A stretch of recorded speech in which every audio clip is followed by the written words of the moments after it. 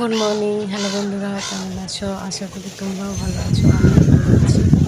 প্রায় সকাল সকাল একটু ছাদে এসেছি, ওয়েদারটা খুবই চলো দেখাই। আমার ছাদে কিছু ফুল লাগিয়েছি আমি, সেই ফুলগুলো তোমাদেরকে একটু দেখাবো।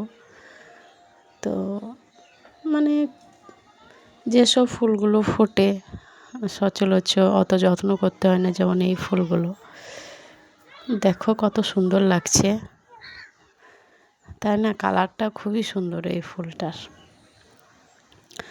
তাই আমি ভাবলাম তোমাদেরকে একটু দেখাই। তো এই যে কত সুন্দর লাগছে ফুলগুলো।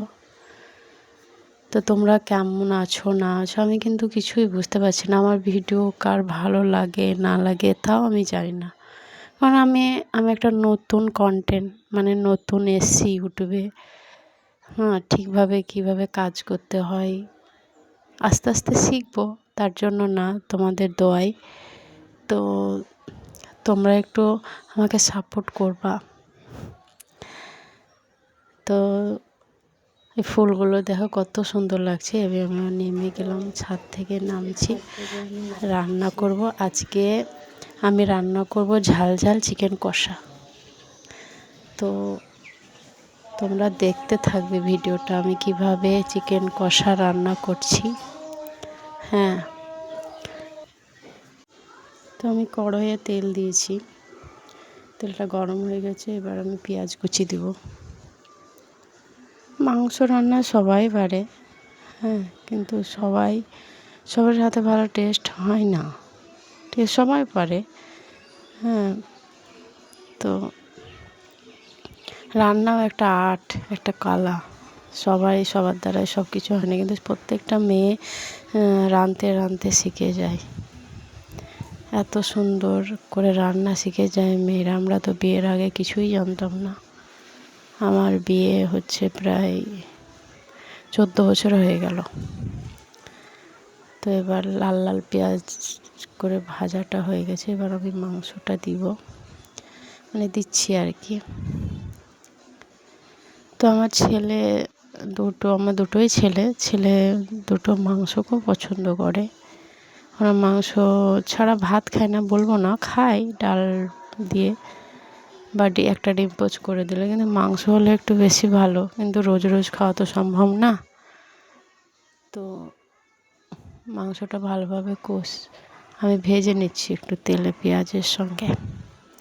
একটু লবণ দিয়ে দিলাম, একটু হলুদ দিলাম। আমি আজকে রান্নাটা করব প্রায় পুরো সব মশলাগুলো বাটা মশলা দিয়ে। তো বাটা মশলা আমি শিলপাটাতে বেটেছি। মিক্সি আছে, মিক্সিতে করে নিই, কারণ পাটায় বাটা বেশি ভালো লাগে। যে এখানে লাল লঙ্কা ছিল, আদা রসুন বা কাঁচা জিরে কাঁচা লঙ্কা পেস্ট করে নিয়েছি আমি, যে এটা দিচ্ছি, এটার বেশি টেস্ট হয়, ভালো লাগে খেতে। তোমরা একবার ট্রাই করবে। আসলে সবাই ট্রাই করে, ভালো লাগে। একটু ঝাল ঝাল হলে বেশি ভালো লাগে খেতে। তারপরে আবার একটু হলুদ দিলাম, হলুদটা কম লাগছিল তাই একটু হলুদ দিলাম।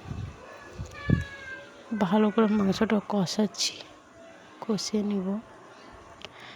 মাংসর মেন হচ্ছে কষানো যত সুন্দর হবে তত টেস্ট হবে ভালো। তো আমার ভিডিও কেমন না লাগে আমি কিন্তু কিছুই বুঝি না, জানো বন্ধুরা। আমার কদিন হচ্ছে ভিডিওটা, আস্তে আস্তে আমি হয়তো আমার সাবস্ক্রাইব হবে, আস্তে আস্তে লাইক কমেন্ট হবে। এবার আমি টমেটো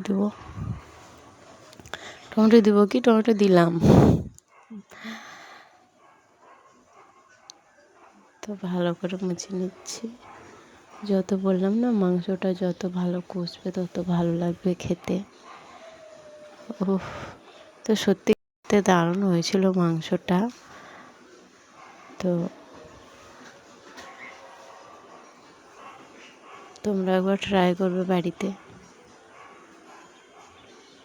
তো মাংসটা কষাচ্ছি, ওইদিকে আমি গরম জল দিয়েছি। গরম জল একটু দিলে কি মাংসের টেস্ট হয় ভালো।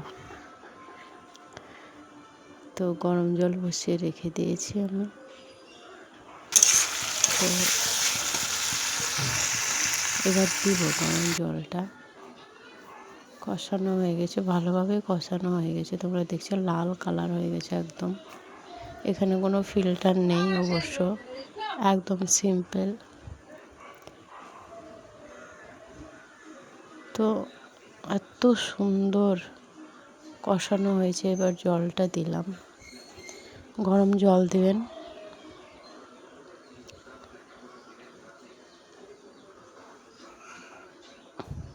কালারটা দেখেন কত সুন্দর লাগছে। জল দেওয়ার পরে এবার ঢেকে দিলাম একটু হোক।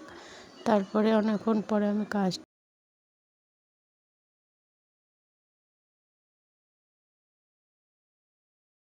মাংস রান্নাটা আজকে কেমন হয়েছে?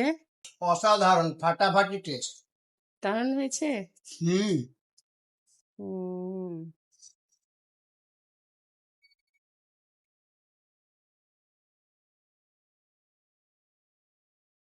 এখানে আছে ডাল, ভিন্ডি ভাজা, এখানে একটা বেগুন আলু দিয়ে তরকারি, আর এই যে চিকেন কষা।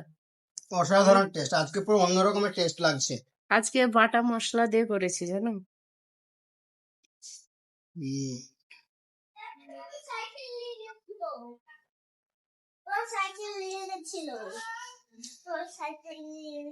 কি রে? ভালো তো, আপা হয়।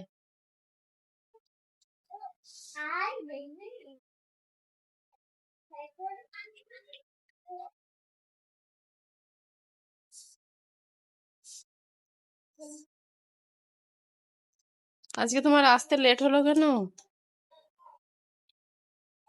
কাজ ছিল প্রচুর, উম, যার কারণে লেট হয়ে গেল।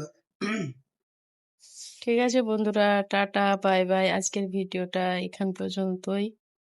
ভালো থাকো, সুস্থ থাকো। আল্লাহ হাফিজ।